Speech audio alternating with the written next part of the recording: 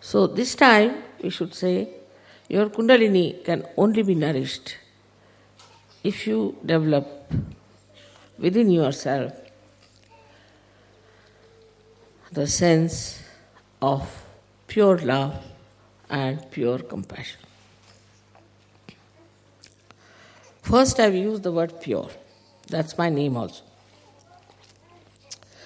That means you have to be innocent to begin with.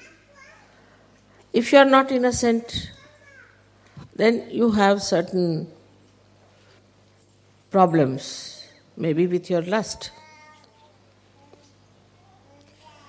Maybe your love might be directed towards some person only. Kundalini is not like that. She rises, she goes to all the chakras, she doesn't get involved into any. She tries to cure every chakra, nourish that chakra, and she is only worried about her ascent. In the same way, a Sahajogi should not get involved into any relationship as such. It's possible. You don't have to become like Buddha's disciples. For example, as I have always told you, the sap in the tree rises and goes to various parts of the tree and then evaporates or comes back. So this passage should be kept open. And once this passage is kept open, the Kundalini can rise very easily without any trouble. But this passage can be closed in case you get too much involved into one thing. Because there are some people who get involved, say, in their parents to begin with. All right, in the beginning I know those who come in the beginning to Sahaja Yoga will start saying, mother, my father's sisters, husbands, these things, that is sick. So will you please cure that person? Very common. They'll write long, long letters describing the relationship and I really lose the connection. Who is this one? Without writing the names, they will give all the connections that they have. These are all artificial connections. Tomorrow some calamity comes on you. These relationships are of no use. On the contrary, you'll find they'll take advantage of it. You cannot depend on these relations of yours, in what family you were born, in what religion you were born, in what country you are born, because now you are a universal being. So you are no more related through these artificial relationships, but you are related through your spiritual relationships. Unless and until we establish that within ourselves. That doesn't mean you give up your husband, give up your wife, give up your children, nothing of the kind. But that means that if we have to give up our conditionings, we have to give up all these things. There are all kinds of conditionings we have. If there are some good conditionings, still we should give up. In the sense, they should not be conditionings. But we should be master of them. For example, Indians have one good conditioning in a way in their own country, that they must have their bath early in the morning. I used to do the same. Then England is horrible for that. It takes its respite. If you do that in England, it's a cursed country. You just can't do that.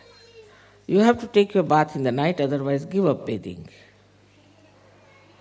And one has to change. But if you have that conditioning, then you will feel very sad. Oh, I missed my bath. I can't sleep now. I can't feel all right.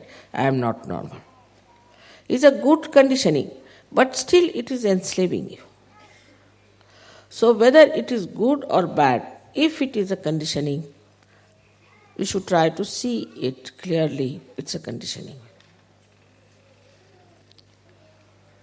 That doesn't mean that you should go in the opposite direction, that all right, I'll never have my bath. That's not the way. It is that, all right, if it doesn't suit in the morning, I'll have it in the evening. Also, it doesn't matter, once in a while I miss it. The bath cannot control me. I'll control the bath. Nothing should control you. Then the Kundalini moves first, because you must have complete liberty. If you do not have complete liberty, then the Kundalini won't move.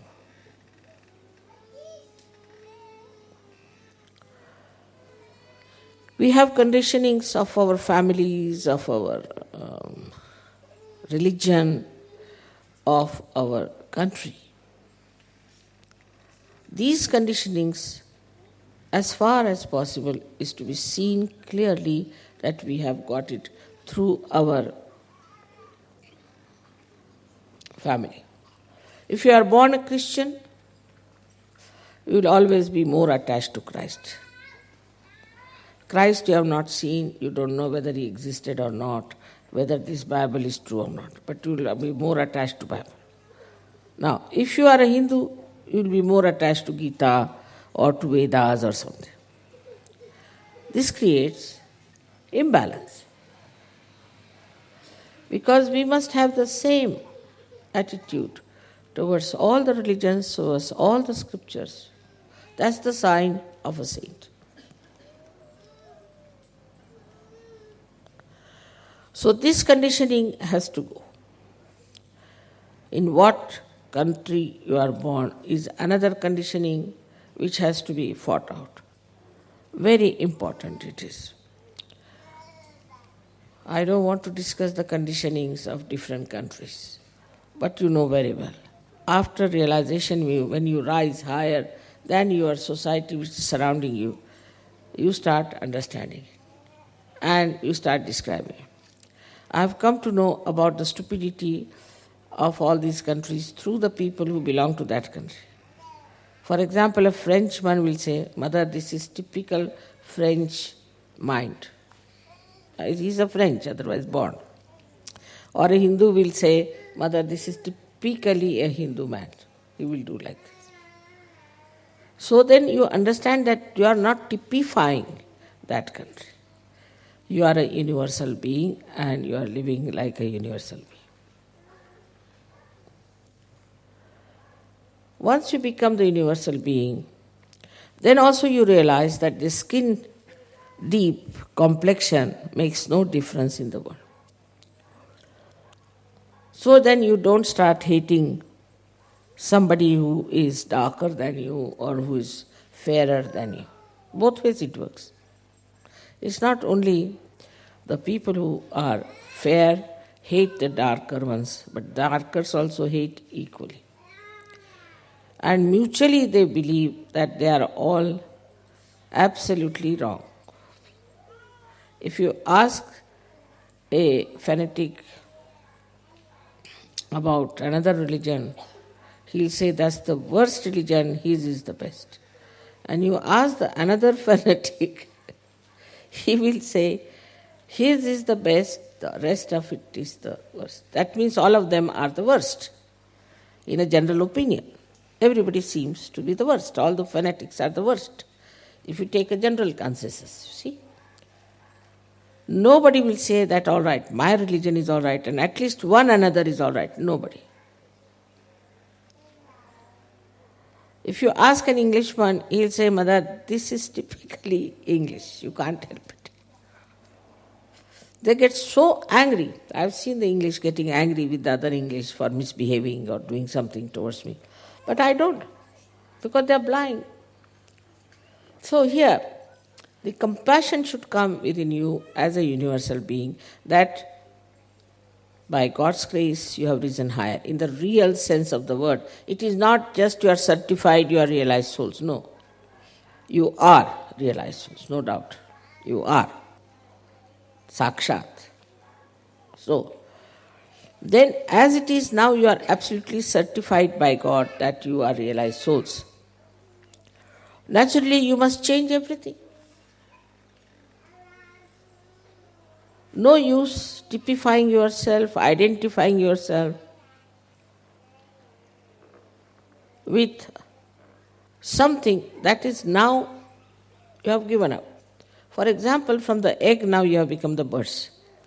Now birds don't identify themselves with the eggs and settle down in one place. They fly. Now they have become birds. There are no more eggs. In the same way, we should accept our position.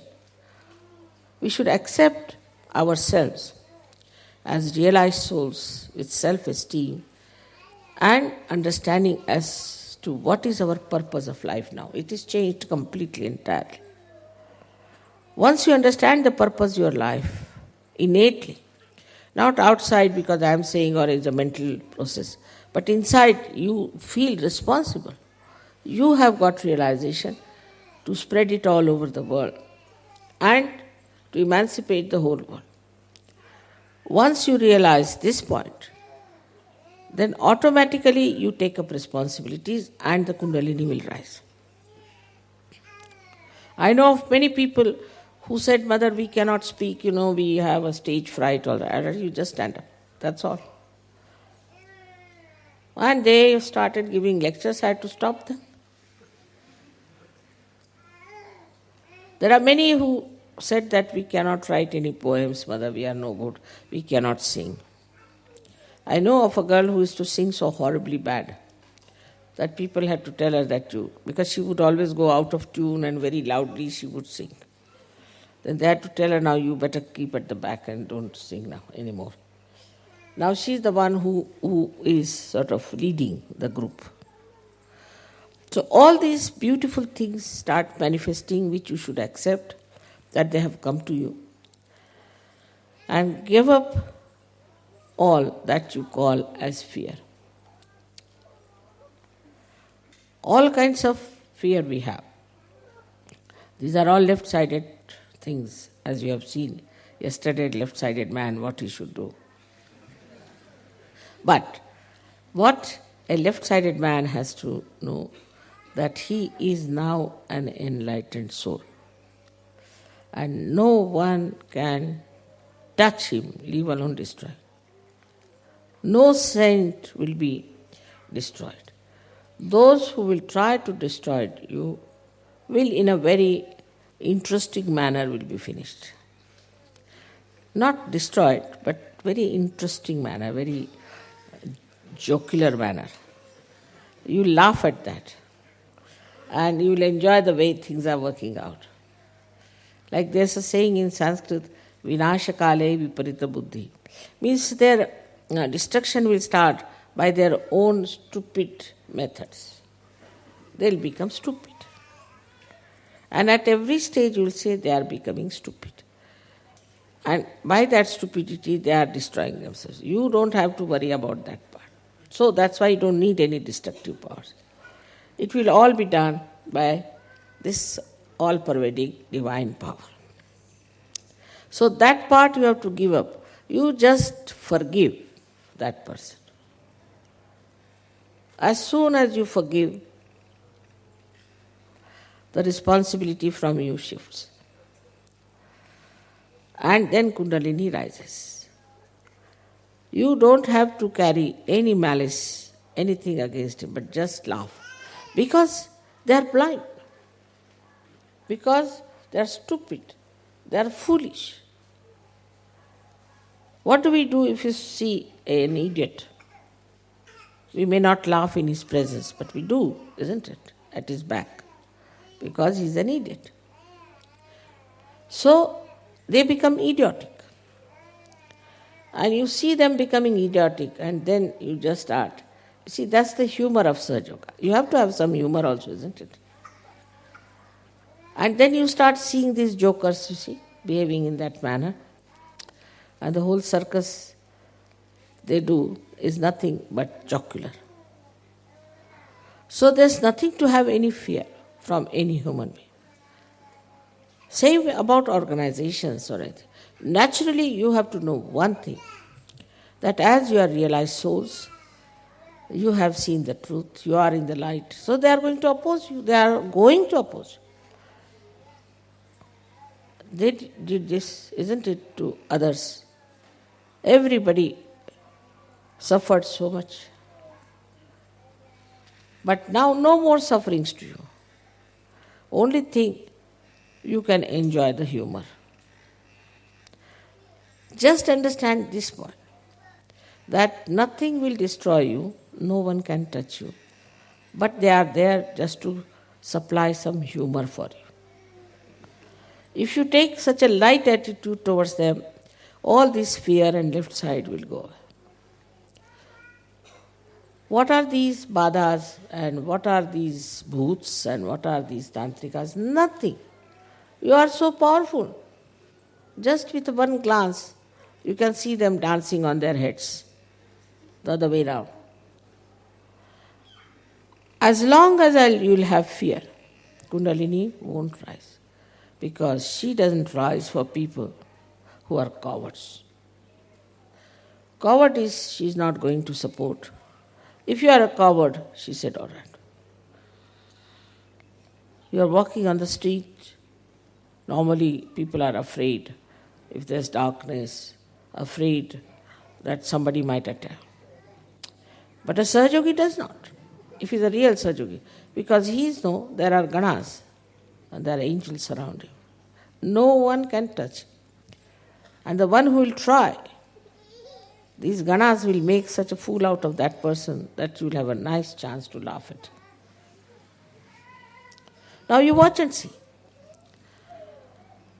So this left side or this fear should go. Once this fear will go, all your slyness, all your intrigues, all your jealousies will just disappear. That's how the Kundalini will rise very well.